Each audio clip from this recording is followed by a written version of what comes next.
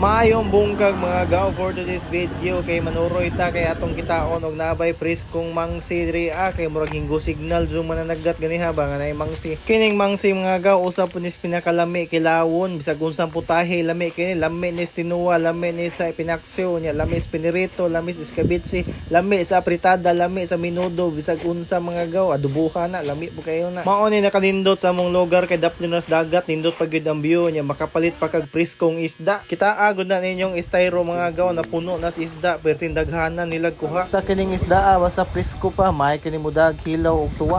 Automatic na hakop yung tagbalik 50 takos diring dapita. Kita agod ninyong mga gaw kung sa ka fresh o kung sa ka juicy ng isda. Kung naa ka sa syudad ron, digyo ka kakita gingani ka preskong isda. Mukaraw patag usa ka hakop para dita mabitin sa atong kilaw og sugba unya. Ug musuroy mo diri sa among lugar ingani nga isda gid inyong mabagtan kay mao ginay panginabuhi diri sa mananagat. Kay nakabit-bit na magaw isda. Syempre ari na tas among venue.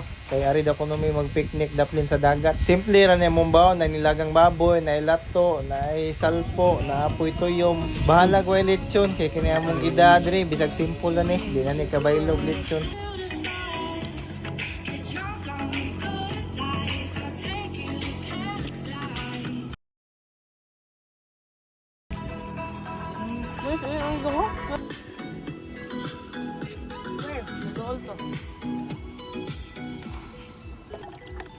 This is really the lens.